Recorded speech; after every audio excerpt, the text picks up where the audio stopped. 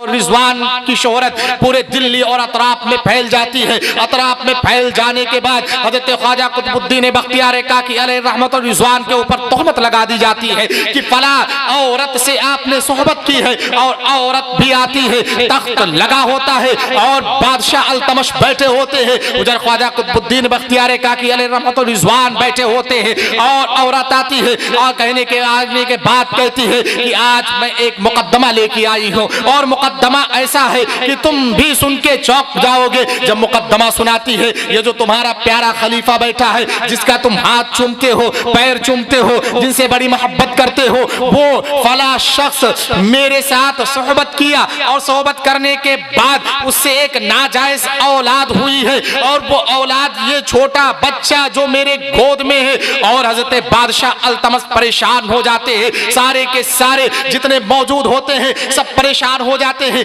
ये क्या सुन रहा हूँ, ख्वाजा कुतुबुद्दीन बख्तियार काकी अलैहि रहमत और रिजवान की उम्र उस वक्त बुढ़ापे में पहुंच चुके थे, आसा के सहारे आप चला करते थे। आप अंदाजा लगाइए, जब तोहमत लगाई गई, आप जैसे खड़े हुए तो बादशाह खड़ा होने लगा। कहा कि हज़रत ख्वाजा कुतुबुद्दीन बख्तियार काकी अलैहि रहमत और रिजवान ने कहा कि आज तुमको खड़े होने की जरूरत नहीं, मैं इस दरबार में मुल्जिम की हैसियत से हूँ और मैं खड़ा होता हूँ। आप खड़े होते हैं, बादशाह कांपने लगता है। जब सारे वाक़े सुने जाते हैं और गवाह भी पेश होते हैं, उन लोगों ने सेटिंग बना के रखी थी कि इनको बदनाम करना है, इनके हालात और इन जो बादशाह हाथ चूमता है, जो कुर्बतें हो गई हैं और आस पास में सब चीजें इनके मुताबिक हो रही हैं, इनको बिल्कुल जमीन में मिला देना है, मिट्टी में मिला देना है, इनकी शोहरतों को पामाल कर देना है। जब ये वाकया पेश आता है,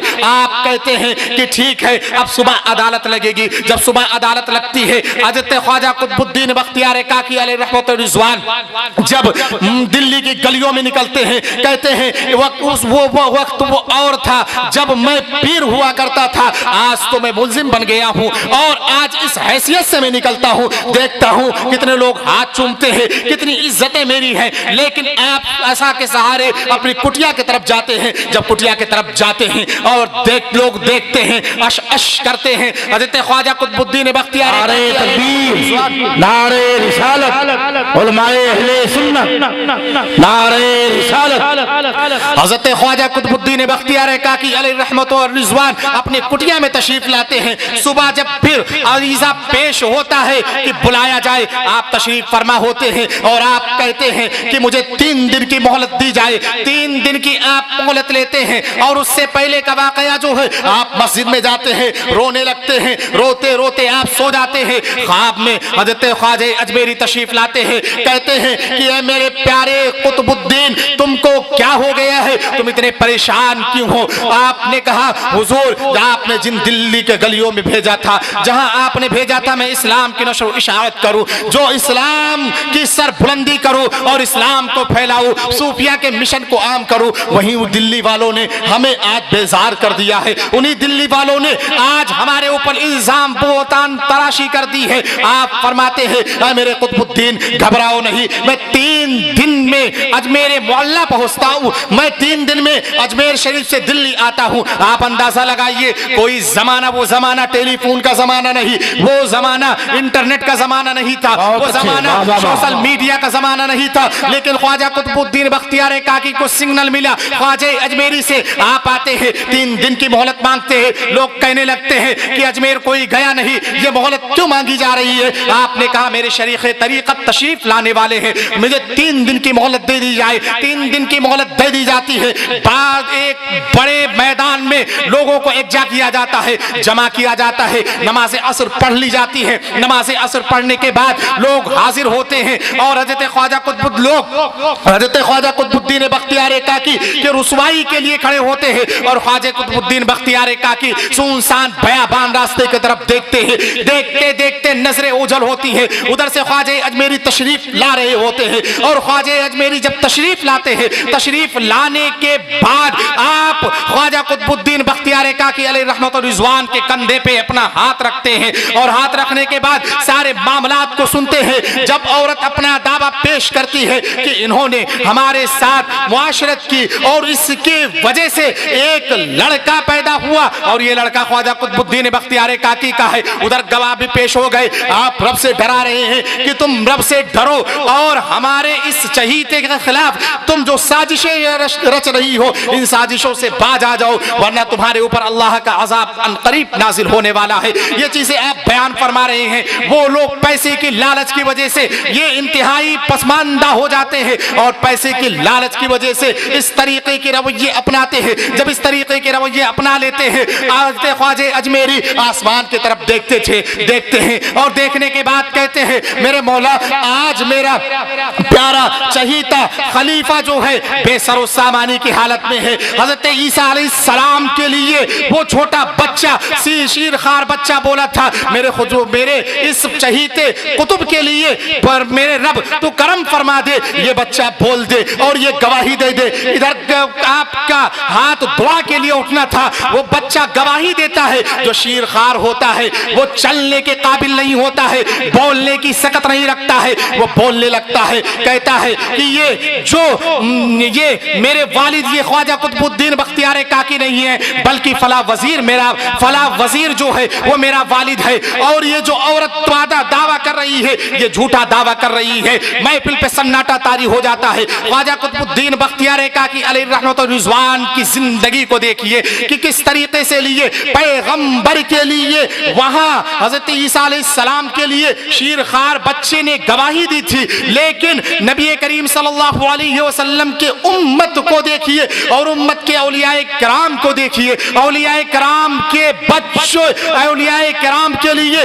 वो शीरखार बच्चा बोलता है और बोलने के बाद गवाही देता है कि मेरा बाप ये नहीं बल्कि फला वजीर मेरा बाप है। और उन लोगों को इस तरीके पे सजाएं दी जाती है, उन लोगों को मौत के घाट हजरत ख्वाजा अल्तमश उतार देते हैं। वो बादशाह होते हैं, बादशाह होने के बाद सारे दामों को सुन लेते हैं। सारे मुद्दई के दामों को सुनने के बाद जब फैसला हो जाता है और हजरत ख्वाजा अजमेरी ख्वाजा कुतुबुद्दीन बख्तियार काकी को लेते हैं और लेके वापस चलने लगते हैं। लोग पैरों में गिर जाते हैं और पैरों में गिरने के बाद कहते हैं हुजूर इनको छोड़ दीजिए, अगर ये दिल्ली में नहीं रहेंगे तो हमारी तबलीग और इशाअत तबलीग हमारे दरमियान तबलीग कौन करेगा, हम किसके पास आएंगे, अपने मसाइल को हम किससे हल कराएंगे।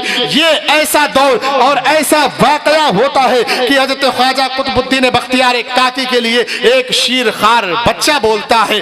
लेकिन ये सिलसिले चिश्तिया के बुजुर्गों का वाकया है। जो सिलसिले चिश्तिया के बुजुर्ग होते हैं वो अल्लाह वाले होते हैं और हजरत हाफिज ऐनुल्लाह शाह चिश्ती अलैहि रहमत व रिजवान जो पाए के बुजुर्ग हैं ये उसी सिलसिले से निस्बत रखते हैं। और ये सिलसिला ऐसा सिलसिला है जिसके बारे में कह दिया गया कि चराग़ इलाही ताबूद खुर्शीदो माही माशाअल्लाह माशाअल्लाह रोशनाई।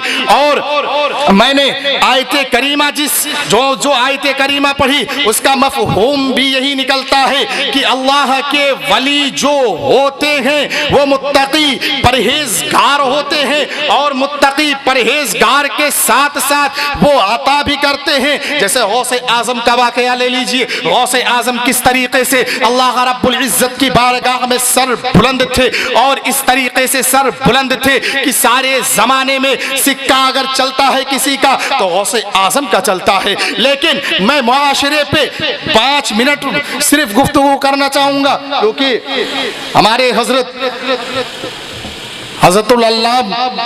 अल्लामा मौलाना शमीमुल कादरी साहब क़िबला मुद्दसिल्लहुल आली तशरीफ फरमा है और उनके सामने लब कुशाई करना इसलिए कि मुझे अभी हजरत से बहुत कुछ सीखना है और इन हजरत जो हजरत बैठे हैं स्टेज पे सब उन लोगों से सीखना है, फिर सीख कर आप तक उन सब चीजों को पहुंचाना है।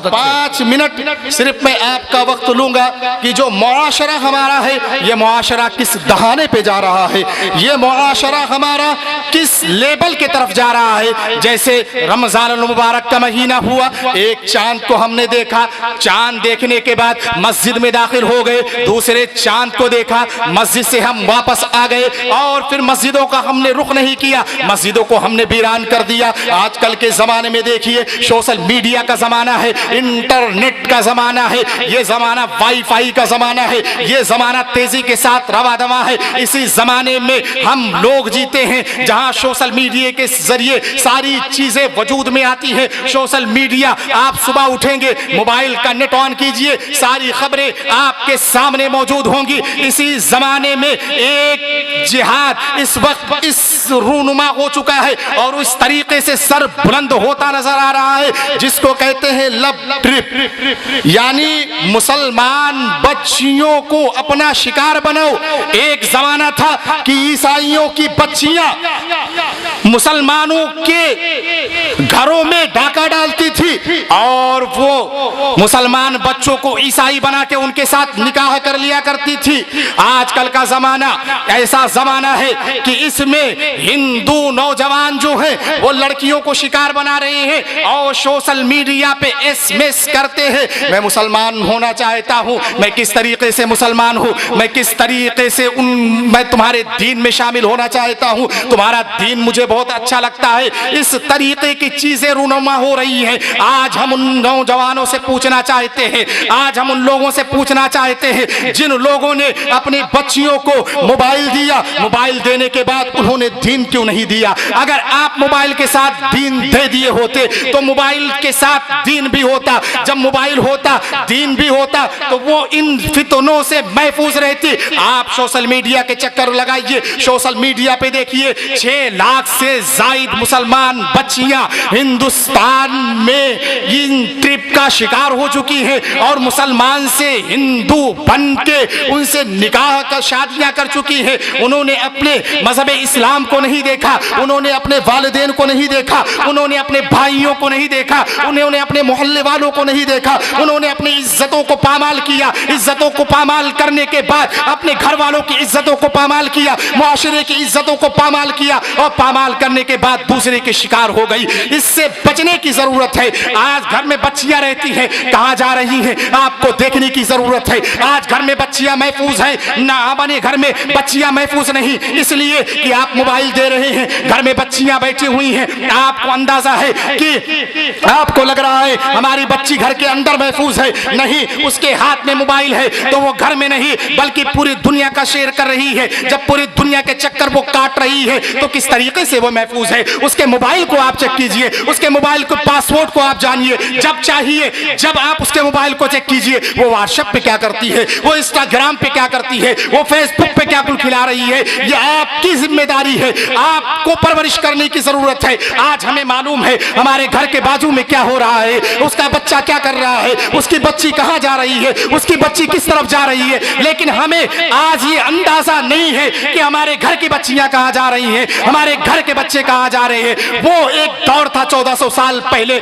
जब पैगंबर आजम का जमाना था, बच्चियां भी महफूज थी। आज बहुत लोग ये कहते हैं कि सबसे पहले इंसानियत है फिर दीन है, नहीं, बल्कि सबसे पहले दीन है फिर इंसानियत है। इसलिए कि उस 1400 साल पहले की जिंदगियों को आप देखिए, बच्चियां जिंदा दफन कर दी जाती थी, कहां थी इंसानियत? बच्चों को कत्ल कर दिया जाता था, कहां थी इंसानियत? और लोगों पे जुल्म किया जाता था, कहां थी इंसानियत? लोगों को कत्लेआम कर दिया जाता था, कहां थी इंसानियत? और लोग गरीबों का हक लोगों का माल खा जाया करते थे, कहां थी इंसानियत? जब मजहब इस्लाम दुनिया में तशरीफ लाया और अल्लाह रब्बुल इज्जत ने कुरान मुकद्दस में ऐलान कर दिया, इन्नद्दीन इंदल्लाहिल इस्लाम, अल्लाह के नज़दीक सबसे पसंदीदा दीन कोई दीन है तो वो दीन इस्लाम है, मजहब इस्लाम है। जब मजहब इस्लाम आया तो औरतों को इज्जत मिली, जब मजहब इस्लाम आया तो अल्लाह रब्बुल इज्जत ने कुरान मुकद्दस में फरमाया वालिदैन के साथ कैसे उसने सलूक करो, वबिल वालिदैनि ihसाना वकुल रब्बिरहमहुमा कमा रब्बयानी सगीरा।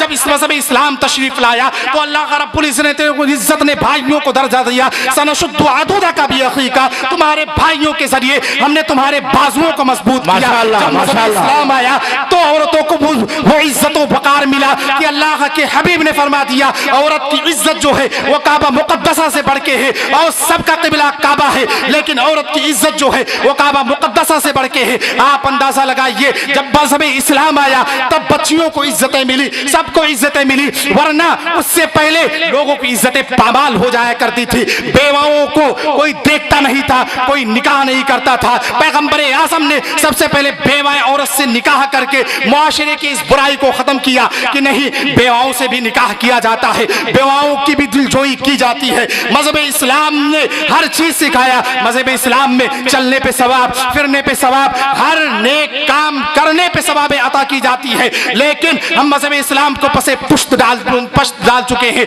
और मजहब इस्लाम को हम पामाल करते नजर आ रहे हैं। आज हमें गुस्ल का तरीका नहीं मालूम है, बहुत अच्छे, आज जनाजा पढ़ने का तरीका नहीं मालूम है, आज हमें फराइज नहीं मालूम है, आज हमें मुआशरे में जिंदगी गुजारने का तरीका नहीं मालूम है, आज हमें वालिदैन के साथ उसने सुलूक करने का तरीका नहीं मालूम है, आज हमें भाई से कैसे पेश आना चाहिए हमें तरीका नहीं मालूम है, हमें अपने बीबी से कैसे हुस्न सुलूक करना चाहिए हमें तरीका नहीं मालूम है। और इन जिनको तरीका नहीं मालूम है वो सुबह से लेकर शाम तक उलमा पे तंज करते हैं, और तंज करने के बाद कहते हैं उलमा हमारे खामोश बैठे हुए हैं। सिर्फ उलमा के लिए अल्लाह के हबीब ने नहीं फरमाया था तलबुल इल्म फरीज़तुन अला कुल्ली मुस्लिमतिन व मुस्लिमा, ये सिर्फ सबके लिए आम है, सिर्फ आलिमों के लिए खास नहीं है। इतना इल्म हासिल करना जरूरी है कि आप हराम और हलाल की तमीज कर ले जाए और हराम और हलाल को जाने और किस तरीके से मुआशरे में जिंदगियों को अदा करे और जिंदगियों को गुजारे, यह आपके ऊपर फर्ज है। और ये आप अगर नहीं करेंगे तो इसका हिसाब अल्लाह रब्बुल इज्जत के यहाँ देना पड़ेगा, क्योंकि अल्लाह रब्बुल इज्जत ने फरमा दिया कि अन्यतों का सुदा, हम तुमको सुदा नहीं छोड़ेंगे बल्कि हर चीज का हिसाब लेंगे और हर उस चीज का हिसाब लेंगे कि जिस तरीके से तुमने जिंदगियों को गुजारा है, बालिग होने से लेके मरने तक हर मिनट और हर सेकंड का हिसाब देना पड़ेगा। आज कब्र में हम चले जाएंगे, लोग कहते हैं कब्र में जाने के बाद हमसे कौन पूछेगा कि हम क्या कर रहे थे। नहीं प्यारे, कब्र की मंजिल ही सबसे पहली मंजिल है और सबसे सख्त मंजिल है। हमें इन सब चीजों पे अमल करना चाहिए अपने वालिद, और इस बात पे अपनी बात को मैं खत्म कर रहा हूं कि हमें अपने वालिदैन की फरमा बरदारी करनी चाहिए, वालिदैन से मोहब्बत करनी चाहिए, बड़ों पे छोटों पे शफकत करनी चाहिए, बड़ों की इज्जत करनी चाहिए, तब हम कामयाब होंगे। क्योंकि पैगंबर आज़म ने फरमाया है कि वो शख्स कभी कामयाब हो ही नहीं सकता जो बड़ों की इज्जत, छोटों पे शफकत और अपने बड़ों की ताज़ीम ना करे, वो कभी कामयाब नहीं हो सकता। और इंसान अपना सबसे बड़ा मुफ्ती होता है। आप फजर से लेके और इशा तक अपने गुनाहों का मुहासबा कर सकते हैं कि हमने क्या नेकियां की हैं और क्या गुनाह किए हैं, और आप इस्तग़फ़ार पढ़ें और रब की बारगाह में रुजू लाएं और नमाज़ें अदा करें, वालिदैन की फरमाबरदारी करें। मौला करीम की मुक़द्दस बारगाह में दुआ है कि मौला करीम मेरे बोलने में किसी किस्म की गलतियां लफ्ज़िशें हुई उसे तो मुआफ़ फरमा और मुआफ़ फरमा कर अपनी मुक़द्दस बारगाह में कबूल फरमा। सबसे पहले मुझे और बाद में आप सबको अमल करने की तौफ़ीक़ और रफ़ीक़ अता फरमाए।